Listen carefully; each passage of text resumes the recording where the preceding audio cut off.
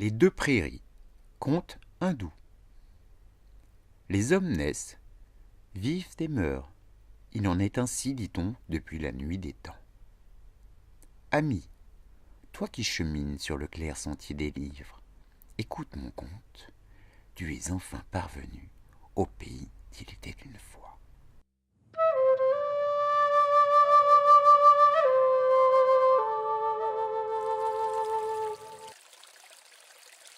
Sous un ciel pur bruissait une rivière dont les ondulations couraient bien au-delà de l'horizon, partageant l'espace en deux régions distinctes, deux étendues immenses simplement reliées par un gué.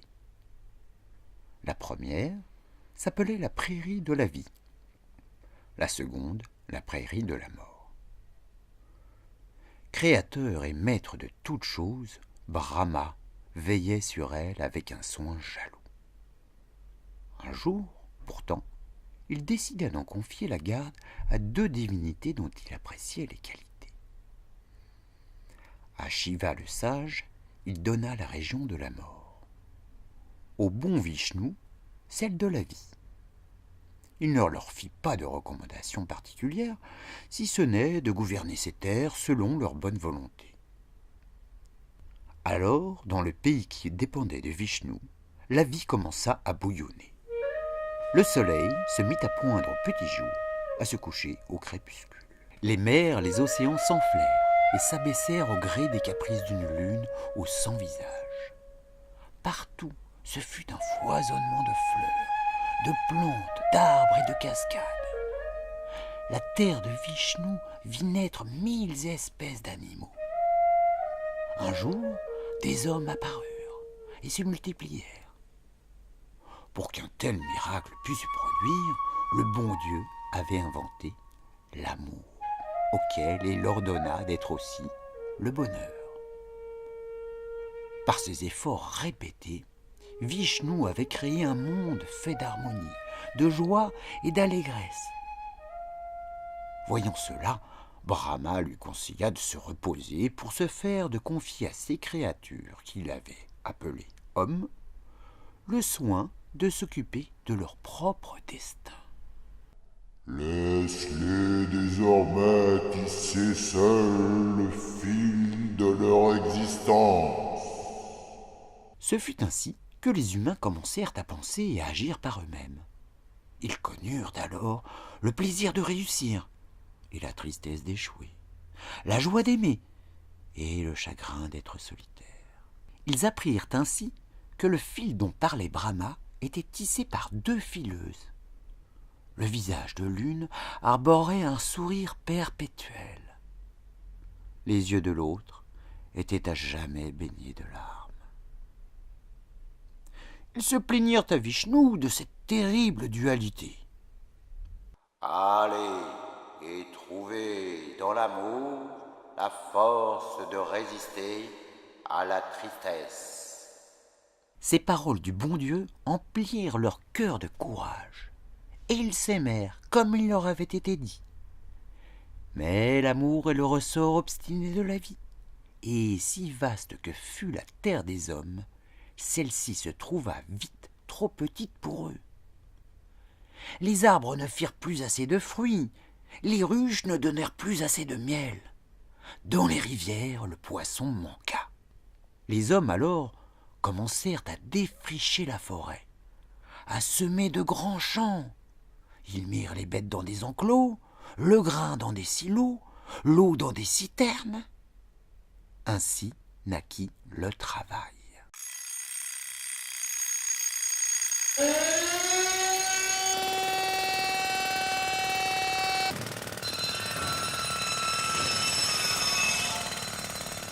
Et avec le travail, ils connurent la peine. Et avec la peine, ils connurent la fatigue. À nouveau, ils se rendirent devant le trône de Vishnu pour témoigner de leur désarroi. Leurs membres affaiblis par l'effort ne trouvaient pas de repos, et les accidents se multipliaient. Le travail qui était nécessaire à leur existence était devenu leur existence même. Alors Vishnu, touché par la détresse qu'il lisait dans les yeux des hommes, trouva le moyen de rendre à chacun, chaque jour, l'intégralité de sa force. Il inventa le sommeil, réparateur de toute peine et de toute misère. Et les hommes acceptèrent ce cadeau avec joie. Ils trouvèrent dans le sommeil l'apaisement et le réconfort. Chaque soir, rejoignant leur couche douillette, ils plongeaient avec délice dans le pays doré des songes. Le sommeil, comme une mère attentive, pansait leurs plaies, guérissait leurs peines, couvrait la tête du dormeur du voile opaque de l'oubli. Exaltant les vertus du sommeil, les humains le bénirent comme étant bien supérieur à l'état de veille. Ils vinrent à penser qu'une existence tout entière passée dans l'endormissement serait plus agréable que celle qu'ils avaient consacrée au labeur et à la souffrance. Ils demandèrent à Vishnu qu'il fasse en sorte que le sommeil devint éternel. « Je ne puis accéder à votre demande, mais passez le gué de la rivière, et sur la prairie opposée, vous trouverez ce que vous me réclamez. » Quelques-uns essayèrent et ne revinrent pas. Curieux de ce qu'ils avaient bien pu découvrir, d'autres les suivirent.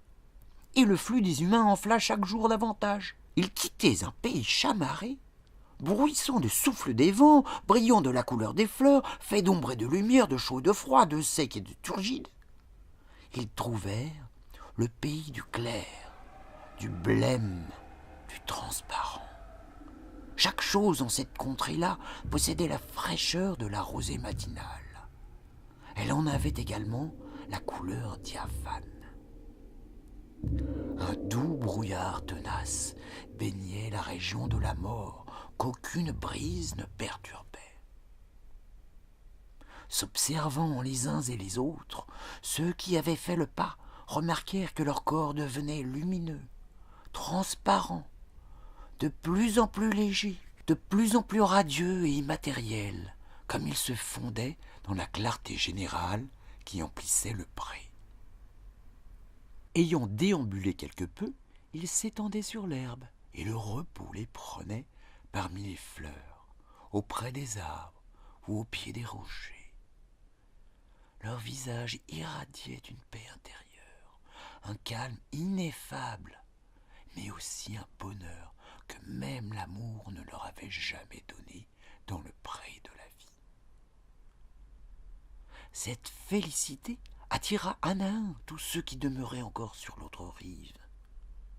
Les humains s'étaient persuadés que l'existence était meilleure dans le domaine de Shiva. Vishnu, dont la tâche consistait à sauvegarder la vie, s'effraya du conseil qu'il avait lui-même donné aux humains dont il avait la charge. Il adressa à Brahma une question qui avait tout d'une supplique. Il était au désespoir de voir la terre désertée. Il lui reprochait d'avoir rendu la mort trop attrayante et lui demanda ce qu'il devait faire. « Tous les humains ont-ils fui la prairie de la vie? N'y en a-t-il donc aucun qui soit resté? » Si, un jeune homme et une jeune fille qui s'aimaient tellement qu'ils ne virent pas tout ce qui se passait autour d'eux. Quand bien même s'en serait-il aperçu qu'ils n'auraient pas franchi le gué dans l'idée de fermer les yeux et de renoncer à leur mutuelle contemplation. « Et qu'attends-tu de moi? » Que tu dises à Shiva qu'il fasse le pays de la mort moins attrayant. Je ne puis accéder à ce que tu demandes. Je ne toucherai pas à la beauté et à la transparence qui baignent le pays des morts. Les gens continueront à passer de l'autre côté, mais ils ne le feront plus dans l'allégresse. Va, ainsi la vie sera sauvée. Ayant dit cela, il tissa un écran de ténèbres. La douleur et l'épouvante étendirent les bras sur le pays des hommes et tinrent le noir tissu au-dessus du quai. À compter de ce jour, les enfants de Vishnu furent effrayés à l'idée de changer de rive. La terre, peu à peu, se repeupla. Le pays des morts ne changea pas. Le repos qu'on y trouve et la clarté qui le nimbe n'ont rien pour susciter la peur. Pourtant, chaque fois que l'un d'entre nous doit en prendre le chemin, il fait naître la douleur dans le cœur de ceux qui l'aiment et s'aventure d'un pas hésitant et peureux vers le passage tant redouté. À présent, toi qui